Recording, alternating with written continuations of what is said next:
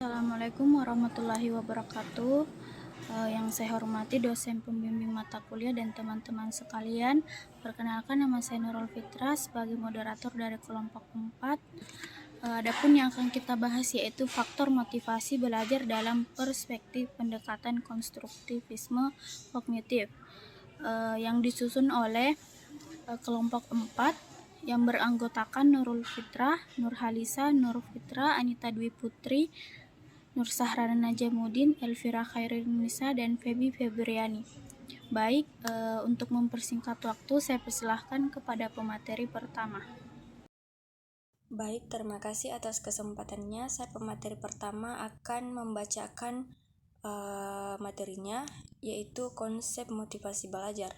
Belajar dan motivasi adalah topik penting dalam psikologi. Belajar adalah proses memperoleh pengalaman atau keterampilan baru melalui pengalaman atau latihan. Sedangkan motivasi adalah faktor yang memengaruhi minat, usaha, dan ketekunan individu dalam belajar. Belajar adalah proses pengalaman yang membentuk perilaku atau keterampilan baru. Teori belajar menjadi beberapa pendekatan, di antaranya behaviorisme, kognitivisme, humanisme, dan konstruktivisme. Pendekatan behaviorisme menekankan pentingnya penghargaan dan hukuman dalam membentuk perilaku. Sedangkan pendekatan kognitivisme menekankan pemahaman tentang proses melalui dibalik belajar seperti memperhatikan, mengingat, dan mengambil keputusan. Dan pendekatan humanisme menekankan pada aspek pengalaman yang lebih luas, termasuk perasaan dan emosi. Sedangkan penekanan konstruktivisme menekankan pada peran aktif yang dimainkan oleh siswa dalam membangun pengetahuan baru. Selanjutnya materi akan dibacakan oleh teman kelompok saya. Motivasi adalah faktor yang mempengaruhi minat, usaha, dan ketekunan individu dalam belajar. Teori motivasi meliputi beberapa pendekatan, di antaranya teori kebutuhan, teori harapan, teori nilai, dan teori pemberitahuan tujuan. Teori kebutuhan menekankan bahwa individu memiliki kebutuhan psikologi dan fisik yang harus dipenuhi, seperti rasa aman dan cinta. Teori harapan menekankan pada pengaruh kepercayaan individu terhadap kemampuan mereka untuk mencapai tujuan. Teori nilai menekankan pada pentingnya memperoleh nilai atau kepentingan yang dapat diambil dari suatu tindakan. Sedangkan teori pemberian tujuan menekankan pada pentingnya menetapkan tujuan yang spesifik dan menekankan sebagai motivasi dalam belajar.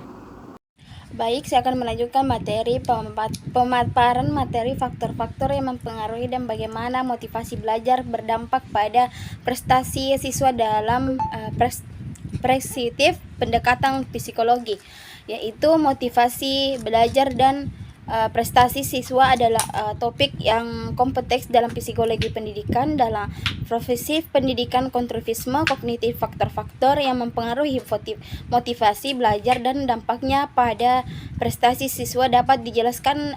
Adapun beberapa faktor yang mempengaruhi motivasi belajar. Yang pertama adalah motivasi instruktif. Ini adalah motivasi yang berasal dari individu seperti minat dan keputusan pribadi dan belajar. Dalam konstruktivisme kognitif, belajar dipandang sebagai proses konstruktivisme yang memungkinkan individu untuk mengembangkan pemahaman mereka sendiri, dapat meningkatkan motivasi instrik sendiri. Baik, selanjutnya dampak motivasi belajar pada prestasi mahasiswa. Yang pertama, prestasi yang lebih tinggi. Motivasi yang kuat dapat meningkatkan upaya belajar dalam pemahaman. Dalam pendekatan konstruktivisme kognitif, pemahaman yang mendalam dan konstruktif dalam mengarah pada prestasi yang lebih tinggi. Kedua, kemandirian. Motivasi intrinsik dapat mendorong siswa untuk menjadi lebih mandiri dalam pembelajaran mereka. Mereka menjadi lebih aktif dalam membangun pemahaman mereka sendiri. Yang ketiga, keterlibatan yang lebih dalam. Siswa yang termotivasi cenderung terlibat lebih dalam proses belajar, berpartisipasi aktif dan mencari pemahaman yang mendalam. Selanjutnya itu materi kelima, yaitu analisis faktor motivasi belajar dalam perspektif pendekatan konstruktivisme kognitif. Konstruktivisme merupakan salah satu pendekatan yang memandang siswa sebagai individu aktif, membangun pengetahuannya sendiri dengan cara mengalami dan mengerjakannya dalam proses masuk ke dunia nyata secara terus-menerus, sehingga fakta dan keterampilan dipelajari secara holistik dan terjadi proses menghubungkan pengetahuan dan keterampilan baru ke dalam pengetahuan dan keterampilan yang telah dimiliki sebelumnya. Zagoto, Nevi, dan Daki 2019. Konstruktivisme merupakan suatu pendekatan pendidikan dan pembelajaran yang berdasarkan anggapan bahwa kognisi diakibatkan oleh pembinaan mental. Dengan kata lain, pelajar mempelajari dengan memberikan pernyataan baru dengan pengetahuan yang telah tersedia. Baik, itulah tadi penyampaian materi dari kami. Saya akan membacakan kesimpulan dari kelompok kami.